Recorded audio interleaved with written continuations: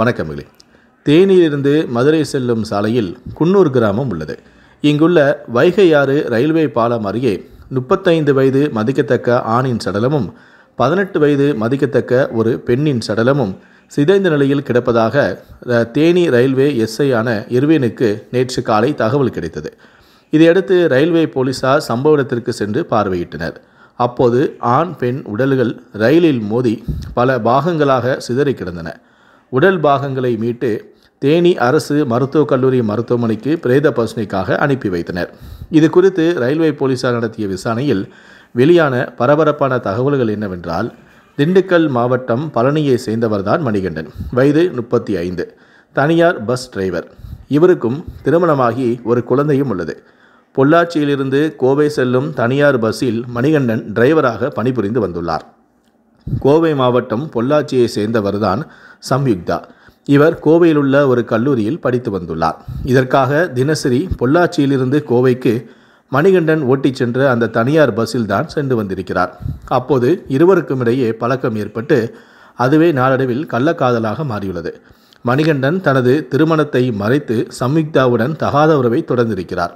இது குறித்து சம்யுக்தாவின் பெற்றோருக்கு தெரிய வந்துள்ளது. அவர்கள் மணிகண்டன் குறித்து விசாரித்த போது அவருக்கு திருமணமானதும் தெரிய வந்தது. இதையடுத்து அவர்கள் மணிகண்டனுடனான காதலை கைவிடுமாறு மகளை கண்டித்தும் உள்ளனர். ஆனால் சம்யுக்தாவோ மணிகண்டனுடனான காதலை கைவிடவில்லை. அவருக்கு திருமணமாகிவிட்டது என்பது தெரிந்தும் கூட அவரை மீண்டும் காதலிக்கவும் ஆரம்பித்திருக்கிறார்.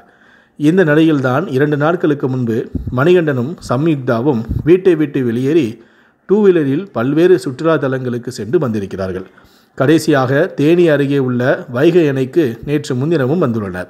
அங்கு பொழுதை போக்கிவிட்டு அன்று இரவு 9 மணியளவில் தேனீர் குன்னூர் வைகை ஆற்று பாலம் அருகே மயானத்தில் 2 வீலரை நிறுத்திவிட்டு காதல் ஜோடி இருவருமே ரயில் தண்டவாளத்தில் ஒருவரை ஒருவர் கட்டி பிடித்தபடியே நின்றுள்ளனர்.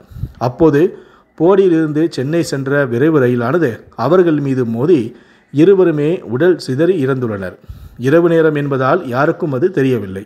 நேற்று காலை விவசாய பணிகளுக்கு சென்றபோது அதை பார்த்தது தெரிய வந்த பிறகே ரயில்வே போலீசாருக்கு தகவல்களும் தெரிவிக்கப்பட்டுள்ளது. இதையடுத்து ரயில்வே மயானத்தில் நிறுத்தப்பட்டிருந்த அந்த 2 வீலரின் எண் மூலமாக போலீசார் விசாரித்த போதுதான் முழுமையான இந்த தகவலை தெரிய வந்துள்ளது. இந்த சம்பவமானது அந்த பகுதியில் தற்போது பெரும் பரபரப்பையும் அதிர்ச்சியையும் ஏற்படுத்தியுள்ளது.